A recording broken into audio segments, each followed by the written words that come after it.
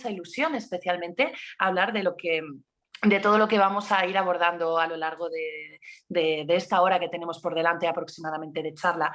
Y es que yo, cuando me planteé publicar mi primera novela, fue gracias a la aparición brillante de Diotima, de esta mujer que por lo visto fue maestra de Sócrates. Estamos hablando de una sacerdotisa que sirvió al dios Apolo y que aparece mencionada en el Banquete de Platón, en esa obra que ampliamente conocemos, en una reunión de comensales en la que todos eran hombres. En un momento puntual, Sócrates alza la voz y reconoce que todo lo que aprendió del amor fue gracias a Diotima de Mantinea, a esta sacerdotisa que por lo visto llegó a esa Atenas gloriosa. Nos situamos en el siglo V a.C. Concretamente, ella llegó a Atenas en el 440 a.C. bajo la llamada de Pericles, del máximo gobernante y político de aquellos tiempos, porque, y aquí veréis un paralelismo escalofriante prácticamente, y es que se creía que una peste iba a acechar la polis de Atenas. Entonces Pericles, confiando en el poder de los dioses para salvarles, hizo aquel llamamiento a Diotima para que llegase a Atenas y salvase a los atenienses de esa posible pandemia. A mí me pareció una coincidencia asombrosa que el momento en el que yo publiqué mi primera novela, La maestra de Sócrates, que trata sobre esta gran mujer, se produjese pues, como digo, ese paralelismo tan curioso, llamémoslo así, porque claro, pandemia mundial en el 2020 y mi novela arranca con esa liberación de la posible pandemia que podía sufrir Atenas. Debo decir, como dato histórico también interesante, que Olimpia consiguió liberar a Atenas de esa peste, como digo, pero por desgracia la pandemia llegaría una década después, arrasando y llevándose por delante incluso la vida del propio Pericles, como digo, ese político que tanto hizo por esa polis. De hecho, ese siglo se conoce como siglo de Pericles y también siglo de oro, siglo dorado, porque estamos hablando de una época en la que todo estaba floreciendo, estamos hablando del inicio de ese pensamiento, de esos filósofos que tanto conformarían nuestra manera también de concebir el mundo, ¿no? Yo me he enamorado absolutamente de la antigua Grecia, de esa Grecia clásica, porque he entendido lo mucho que les debemos a esos ciudadanos que hicieron grandes aportaciones, no solo en el campo del pensamiento, sino también en otras artes, en la arquitectura, en fin. Yo sigo profundizando sobre ese contexto porque ya digo que me parece apasionante y ayuda a comprender muy bien también saber nuestro origen ayuda a comprender muy bien el momento actual.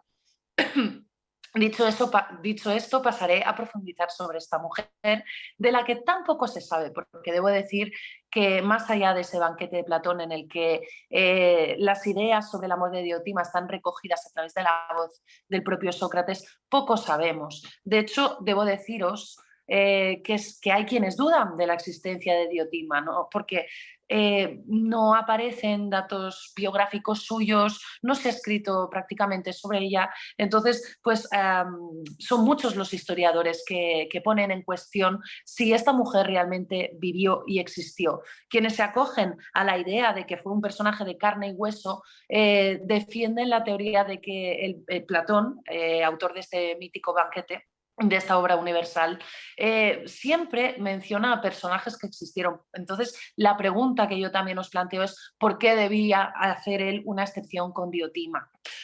Os citaré de todos modos una obra que llama ampliamente mi atención por la teoría que defiende de que Diotima no existió y es Sócrates enamorado. Os la recomiendo si os interesa esta charla porque también profundiza sobre el discurso del amor, entre otras cosas. Y Armand Dangour, este autor del libro Sócrates enamorado, dice incluso que Diotima podría ser en realidad Aspasia de Mileto, que era la compañera de Pericles, una también grandísima maestra maestra de Sócrates, esto también está demostrado, de la cual se dice que creó incluso una escuela para formar a mujeres en un tiempo en el que, por desgracia, nosotras no teníamos acceso a prácticamente ningún tipo de educación. Debemos entender que en ese remoto siglo V antes de Cristo, la mujer estaba muy limitada al ámbito doméstico. Su único cometido prácticamente era garantizar la descendencia, tener hijos, a poder ser varones para pues poder perpetuar la dinastía, en cierto modo, ¿no? Y la mujer estaba también muy silenciada, con lo cual me parece interesante que en este momento estemos rescatando la figura de Diotima. Centrándonos en ella, a pesar de lo poco que se sabe, sí vamos a rescatar un poco las ideas que ella tenía sobre el amor, y son sumamente inspiradoras y además de rabiosa actualidad, como iremos viendo. Pero lo más interesante y la gran aportación que hizo esta mujer a través de su discurso es que pudo haber inspirado al propio Platón a la hora de crear ese famoso y mítico concepto del amor platónico. Pues bien, empezaremos por aquí. Amor platónico. Todos conocemos este concepto actual, pero ya iremos viendo que dista mucho de ese origen filosófico, de ese pensamiento del amor platónico del siglo dorado ateniense. El amor platónico que conocemos en nuestros días es un amor inalcanzable, es un amor idealizado, pero también a la vez tóxico, ¿no? Porque puede crearnos dependencia emocional, frustración por ese carácter inabarcable del mismo amor, ¿no? Como digo, todos hemos hablado de amor platónico muchas veces, pero tal vez no tantos conocen el origen de este concepto, que ha ido evolucionando y cambiando ampliamente a lo largo de los siglos. El amor platónico, en esencia, y aquí me acojo a las palabras de la propia Diotima a través de ese discurso que ella le enseña como maestra a su discípulo Sócrates, es que es un amor que nos invita a abrazar el propio mundo, la propia existencia. Es un amor que no solo se centra en lo carnal, no solo se centra en la estima hacia el prójimo, hacia otra persona, hacia una pareja, sino que nos invita a enamorarnos de todo, absolutamente todo lo que nos rodea, de todos los elementos, de este mundo aparentemente hostil, pero que tanta luz nos regala a diario. Y aquí yo creo que está el componente esencial de este discurso tan necesario en los tiempos que corren, ¿no? Con la pandemia que hemos pasado, que seguimos pasando, con todas las catástrofes, pues es fácil pensar que el mundo en el que estamos envueltos es sumamente hostil, pero aplicando esa visión tan bonita sobre el amor que nos refleja Diotima, pues tendremos en cierto modo una reconciliación con este universo, con esta existencia, ¿no?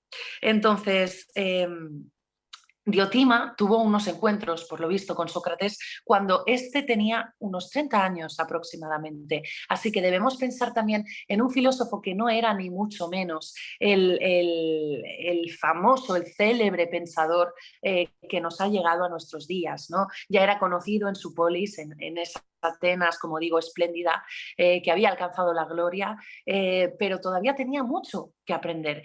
Y justamente en el terreno amoroso, en el terreno de Eros, era prácticamente un ignorante. El propio Sócrates así lo dice, ¿no? En el banquete de Platón.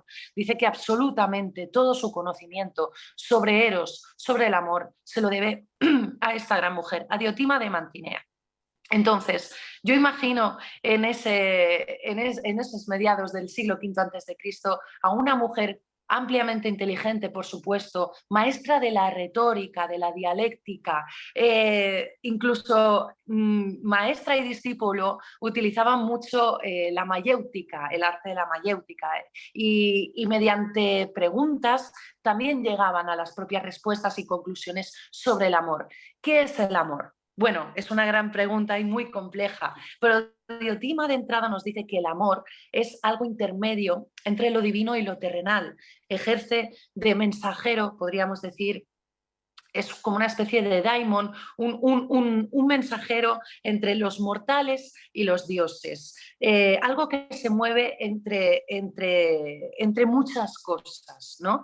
Eh, y el amor está representado por Eros, pero el concepto de Eros también ha cambiado mucho a lo largo de los siglos, porque ese Eros no solo tiene un componente sexual, por supuesto lo tiene, pero también, por ejemplo, entraña el conocimiento. Eso es algo muy interesante, porque Olimpia en definitiva nos dice que el amor es un camino que nosotros tenemos la oportunidad de recorrer para perfeccionarnos, para superarnos, para elevarnos como personas, como seres, ¿no? ¿Y cómo nos elevamos? Bueno, pues una cosa muy interesante también que Diotima explica muy bien en este banquete de Platón es que a través de la descendencia que nosotros dejamos, allí reside el pozo de nuestro amor por el mundo. Pero ella va muchos pasos más allá, no solo se reduce, se limita a esa descendencia carnal que podemos tener mediante los hijos, lógicamente no. Ella, por ejemplo, loa ampliamente a los pensadores, a esos filósofos, a esos creadores, artistas, políticos también, que dejan su pozo, que dejan esa descendencia, su legado personal, su legado de amor, en definitiva, a través de sus obras. Yo como escritora, como novelista, pues he dejado mi amor hacia el mundo con los libros que he publicado. Un pintor deja su amor, plasma su amor por el mundo y su visión del mundo a través de sus cuadros, ¿no? Un político, que Diotima también se refiere a los políticos, a la dialéctica de estos políticos, de estos mandatarios, pues deja su legado, ese pozo eterno a través de sus discursos, por ejemplo.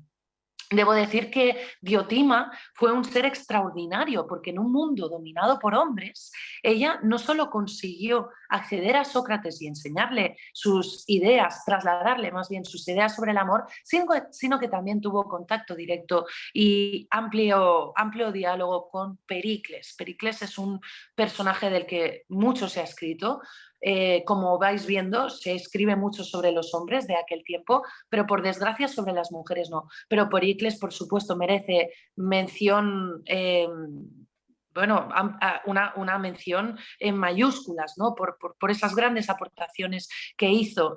Atenas no hubiese alcanzado ese siglo dorado de no haber sido por sus certeras acciones y actuaciones, ¿no? Entonces Pericles y Sócrates eran amigos. De hecho, Pericles, como político, admiraba profundamente el conocimiento de su amigo. Algo que yo destacaría mucho de Sócrates fue la famosa frase también del solo sé que no sé nada, ¿no? Que hizo ser erigido como el hombre más sabio, ¿no? De toda Grecia, precisamente por esa aceptación de la propia ignorancia, ¿no? Entonces, bueno, para poner un poco de orden, yo haría un símil del discurso de Diotima a lo largo del banquete de Platón con una escalera, porque ella también nos invita a ir evolucionando, es decir, a ir alcanzando la plenitud del amor mediante varias etapas que tenemos que ir superando. La primera de ellas sería el amor hacia una persona, hacia un semejante nuestro, ¿no? Hacia una pareja, pero también hacia un familiar. En definitiva, el amor más tangible, ¿no? Podríamos decir, porque lo tenemos a nuestro lado. Se representa mediante un cuerpo y el contacto con ese cuerpo, ¿no? Pero luego nos invita a hacer una exploración en profundidad de nuestro ser, de todo lo que nos compone, ¿no? Nos invita a enamorarnos de nosotros mismos, de nuestra vida. Y cuando ya sabemos, tenemos el autoconocimiento nuestro, sabremos también ver esa luz del propio mundo. ¿Por qué? Porque ya hemos conseguido nosotros la luz, ¿no? Ella nos dice directamente, palabras textuales, que hay que ver el mundo con ojos bondadosos. Amor y bondad en el discurso de Diotima van absolutamente de la mano. Del mismo modo que amor y belleza también lo hacen. El amor es belleza.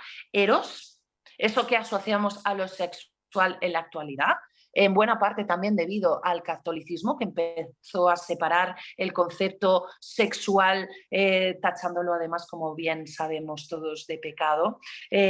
Pues el catolicismo se encargó mucho de cambiar el concepto que se tenía de Eros, pero en origen Eros no se limitaba, como digo, a ese componente carnal, sexual.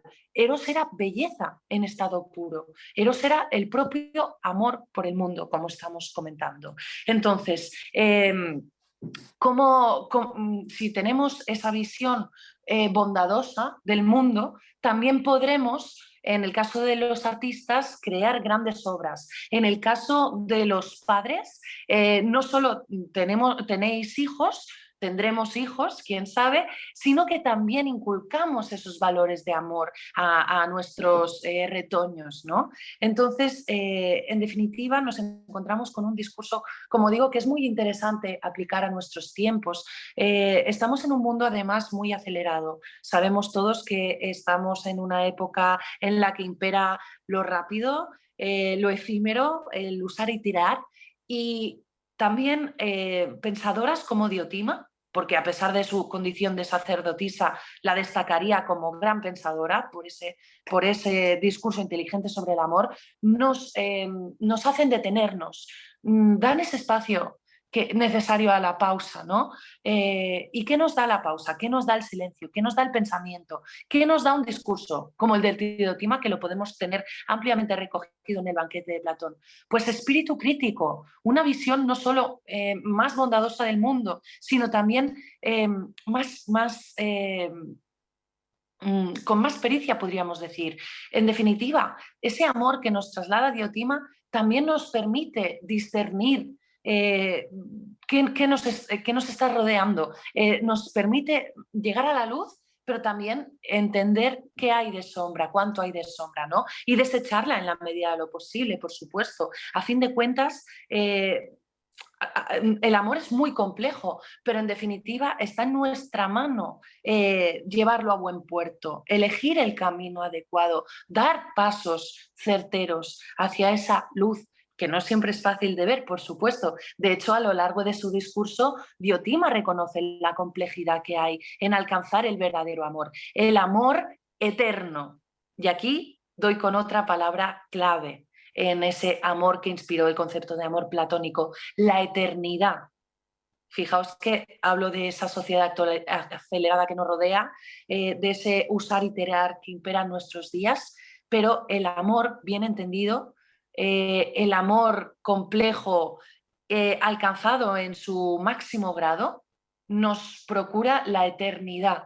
Ella dice que siempre estaremos presentes en el mundo, aunque nuestro cuerpo nos abandone en algún momento dado, por ese amor que hemos dado. Ese es nuestro mayor legado, yo diría, ¿no? Haciendo, en definitiva, recogiendo la conclusión del pensamiento de Diotima. Si entendemos bien el amor, si regalamos amor al prójimo, si nos reconciliamos con este mundo, si abrazamos lo que nos está sucediendo, lo que nos rodea en definitiva, pasaremos a la posteridad a través también de recuerdos, no solo del legado de los hijos, de la descendencia, de esas obras, de esa creación a la que también tanto alude Diotima, sino a través de los recuerdos, ¿no? Dejar un bonito recuerdo en los seres que nos rodean, pues yo creo que es fundamental para irse también en paz. Y ahora también quiero aprovechar la ocasión, creo que sí, voy muy bien de tiempo, para explicaros un poco cómo fue mi proceso como autora a la hora de enfrentarme a esta mujer tan enigmática. Quiero volver a destacar que incluso si se duda de su propia existencia, así que más allá de ese discurso sobre el amor, apenas nada se sabe, así que yo tuve que recurrir a mi inventiva, a esa ficción que me permite el género histórico, para darle color a la vida de una mujer que no lo tuvo nada fácil. Debo decir, de todos modos, que gracias a que ella fue sacerdotisa, pudo recibir una formación adecuada y gracias también a servir a ese dios Apolo, tenía contacto directo con los hombres, pero eso no era lo habitual. Mujeres y hombres estaban separados en aquel tiempo. Incluso las viviendas tenían dos espacios claramente diferenciados: el gineceo, que era el lugar donde residían y hacían vida las mujeres, y el andrón, ocupado por los hombres. De hecho, a los banquetes tampoco tenían, por desgracia, acceso las mujeres. En definitiva, la vida social la llevaban a cabo los varones, y la vida doméstica, las tareas del hogar, el cuidar de los hijos, más allá de engendrarlos, eran llevados todos estos... todo esto era llevado a cabo por las mujeres, tristemente silenciadas, y muy sumisas.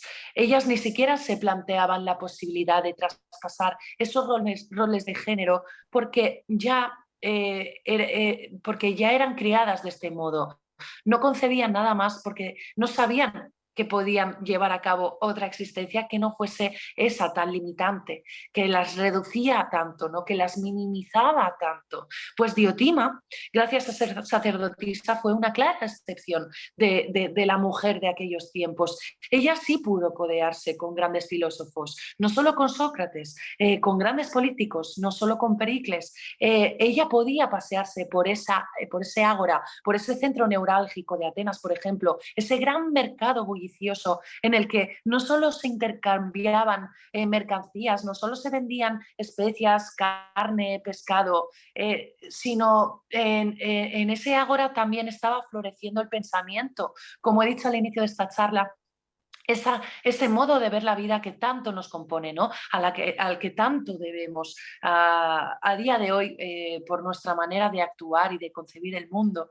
Pues yo imaginé como escritora a una Diotima imponente, gloriosa, como digo, muy inteligente, con mucha pericia, con mucha astucia, que sabe contemplar el mundo que le rodea, esas calles atenienses, ese mercado, con los ojos bondadosos, perdón, que ella misma explica, que ella misma nos enseña a tener a través del discurso del amor. Pues bueno, ese abrazo que ella tiene hacia el mundo le da grandes relaciones, como pudo haber sido la que tuvo con Sócrates. Con ese Sócrates ingenuo, que esto también es muy interesante, porque me encontré con un pensador que difería muchísimo del concepto que yo tenía de él, ¿no?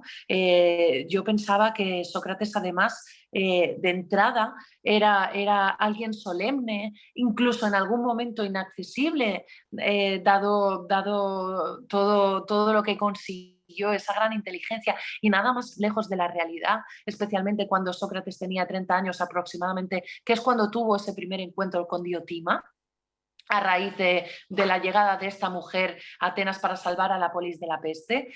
Pues nos encontramos con un Sócrates no solo ingenuo en el terreno del amor, sino además muy dicharachero. Eso es algo que estuvo presente en su carácter hasta el fin de sus días. A él le gustaba, por ejemplo, hablar en ese mercado, en ese centro neurálgico, en ese ágora, con sus discípulos, de cosas también mundanas. Y por cierto, algo muy interesante es que a Sócrates no le gustaba decir que tenía discípulos, porque él trataba a todo el mundo como iguales. De hecho, él no se consideraba ni siquiera maestro, ¿no?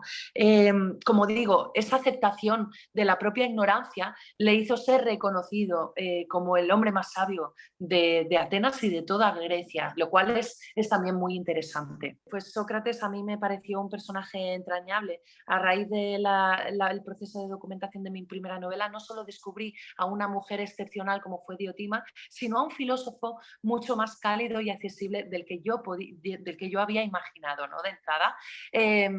Y a lo largo de mi libro voy desgranando esas lecciones que maestra le da al alumno, ¿no? Esas lecciones sobre el amor que yo equiparo, y que así lo han hecho también los textos, a una escalera. Nosotros estamos subiendo esa escalera, vamos peldaño a peldaño, mejorando nuestro concepto de amor, ampliando, expandiéndonos en definitiva, para alcanzar esa eternidad, que sería el último peldaño que nos abre el cielo completo de este amor total y absoluto.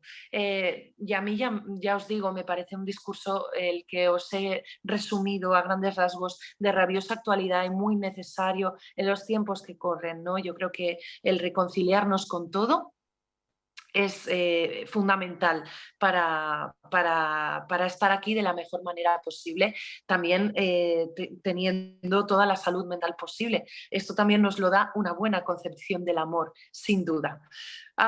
Yo como novelista, como os digo, tuve que rellenar muchos huecos, muchos vacíos históricos, porque por desgracia no se le ha dado a Diotima el espacio que merece, ni mucho menos. Del mismo modo que no se lo ha dado a otra gran mujer muy destacable de la época, que fue Aspasia. Aspasia de Mileto merecería una charla completa. Desde aquí, mira, traslado mi propuesta al Ateneo, aprovecho esta ocasión para invitar a que cedan el espacio que merece, como digo, Aspasia de Mileto. Aspasia fue una hetaira, un concepto también muy interesante de la época. ¿Qué eran las hetairas? Pues podríamos definirlas como cortesanas. Mujeres que hacían compañía a los hombres, procuraban compañía, eso incluía también encuentros carnales, pero iba mucho más allá de eso. Las hetairas también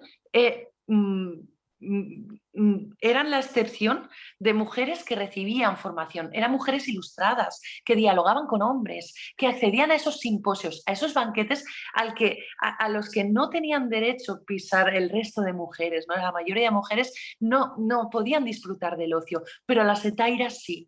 Y una mujer como Aspasia, que también era extranjera, llegó a Atenas siendo con esa pesada condición de extranjera, del mismo modo que lo hizo Diotima, pues tuvo que superar muchos obstáculos, pero lo consiguió con creces.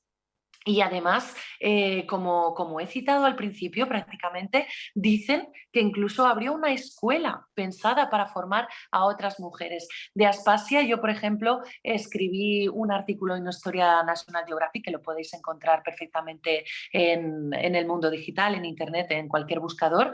Y allí, si os interesa esta figura, veréis todas las aportaciones que hizo también esta gran mujer en el campo de pensamiento. Y está bien que la saque en esta conferencia, porque ella también fue maestra de Sócrates. Ella concretamente fue una gran logógrafa y se dice incluso que le escribía los discursos políticos al propio Pericles, ese primer mandatario de Atenas. De Pericles se ha escrito que fue el primer hombre de Atenas, dada la gran importancia que tuvo, ¿no?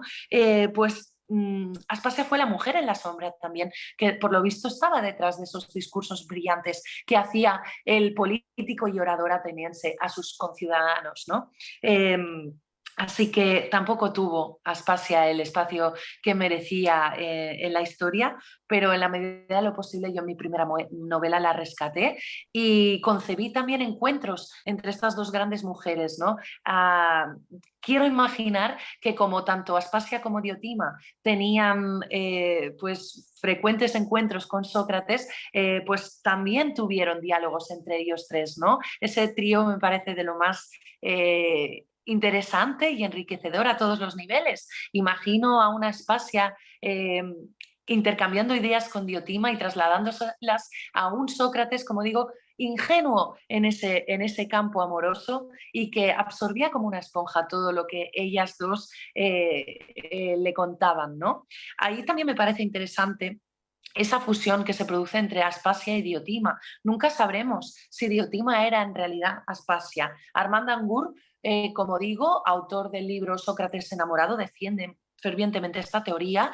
Dice incluso que Platón, a la hora de escribir el banquete, quiso proteger la identidad de Aspasia y por eso creó el nombre de Diotima, porque Aspasia era la pareja de Pericles, entonces tenía una relevancia social muy fuerte, ¿no? La acabó teniendo a pesar de todo lo que le costó abrirse paso. Pero nunca lo sabremos. En definitiva, yo os diría de todos modos que sí existió una maestra de Sócrates, que eso es lo más importante, más allá del nombre que tuviese, ¿no? Existió una maestra de Sócrates, fue una mujer, fue una pensadora en tiempos en los que no era concebible para la mayoría de los hombres que una mujer fuese inteligente y mucho menos docente. Y estamos hablando de alguien así, de alguien que ejerció también el papel de docente precisamente, que mereció todos los respetos y alabanzas del gran Sócrates, como digo, en ese encuentro entre varios comensales, todos hombres, Sócrates no solo reconoce que lo aprendió todo lo que aprendió del amor fue gracias a Diotima, sino que constantemente le da el brillo a esta gran mujer, la ensalza en definitiva, la alza. De hecho, el discurso de Diotima en el banquete de Platón queda muy por encima del resto. Todos están divagando, hablando, discutiendo sobre el amor, pero en cuanto Diotima alza la voz a través de ese Sócrates, eh, cualquier otro discurso al respecto queda en segundo plano o directamente anulado. Yo os invito, por supuestísimo, a que rescatéis ese banquete de Platón. Yo en su momento, la primera vez que lo leí era prácticamente adolescente, pero fijaos cómo también en la educación no se le ha dado el espacio que merecían a las mujeres. Yo ni siquiera a las mujeres pensadoras en este caso, ¿no? Esto está cambiando, por suerte, estamos dando pasos agigantados, lo cual es de aplaudir, pero creo que todavía sigue quedando mucho camino por delante en ese aspecto, ¿no? Yo ni siquiera, como digo, recordaba tras mi lectura del banquete la existencia de esta mujer. No recordaba que detrás de los conocimientos sobre el amor de Sócrates estuviese una maestra, ni por asomo lo recordaba. Eso es lo que de hecho a mí me impulsó a novelar la vida de Diotima, ¿no? Lo cual fue un reto, también os lo digo, debido a esas lagunas históricas, pero fue un camino que a la vez me resulta entrañable, sobre todo viéndolo ahora desde la distancia.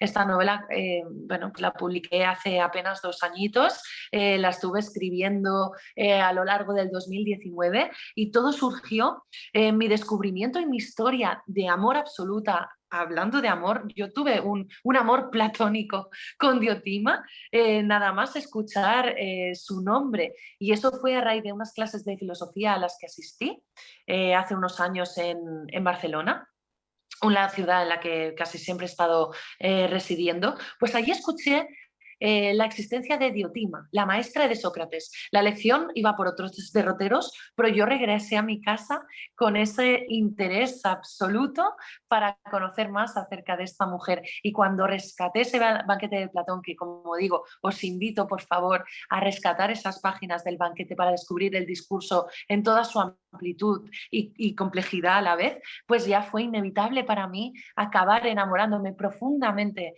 del pensamiento de esta mujer y también de lo que pudo haber sido su vida.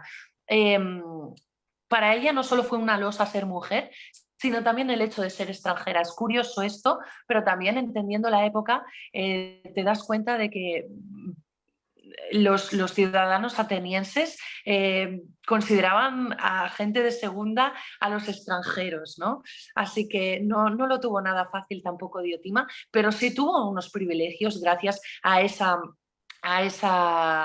ese carácter divino que la acompañó hasta su último aliento, ¿no? Como digo, ella servía a los dioses, concretamente al dios Apolo, y esto también es muy interesante porque para ir ya concluyendo un poco, para que entendamos mejor este contexto histórico en el que nos movemos del siglo V a.C., de este siglo dorado ateniense, diré que estamos ante una ciudad ampliamente devota, muy religiosa, politeísta. Prácticamente los griegos tenían dioses para todo.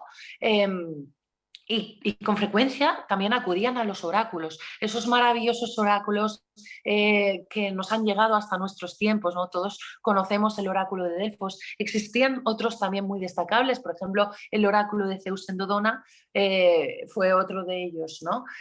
Zeus, por cierto, era el máximo exponente, ¿no? El dios que estaba por encima de todo, ese dios de los dioses y de todos los mortales. Bueno, pues Zeus, junto a los otros dioses a los que veneraban los griegos, moraban ese Olimpo maravilloso, en ese monte que todos querían alcanzar. Pues bien, para ir concluyendo os diré que ese monte, ese Olimpo, a esa cima se llegaba, según el discurso de Diotima, a través del amor. Y yo creo que siempre vamos a tener, siempre tendremos, ¿no?, presente el amor en nuestras vidas. El amor está en todo lo que respiramos, diría. Yo no concibo una existencia sin amor. Para mí no sería posible. Y me pregunto, ¿para alguien sería posible en realidad vivir sin amor, vivir sin tener presente este regalo también que nos da la propia vida, ¿no? Esta capacidad que tenemos de amar, de dar y de recibir también con los brazos abiertos, por supuesto, todos estos obsequios que los demás nos dan y que, como digo, la propia existencia nos da. Es interesantísimo este punto de vista de ver con belleza el mundo, ¿no? De llenarnos de bondad, en definitiva, para, para enamorarnos de cada día, de las pequeñas cosas también. En las pequeñas cosas está la grandeza. ¿No? Y eso también lo recoge muy bien esta gran mujer. En resumen, Diotima, maestra de Sócrates, mujer que vivió un siglo imponente, un siglo glorioso para Atenas, que tuvo relevancia histórica no solo por su discurso que inspiró el concepto de amor platónico, sino también tuvo importancia histórica porque logró liberar a Atenas de una posible peste, una pandemia, por desgracia, que arrasaría con la ciudad una década después y que acabaría con la vida del propio Pericles. Ironías del destino, porque Pericles fue ese político que decidió llamar a Diotima para que a través de una invocación a los dioses les liberasen de esa peste que acechaba.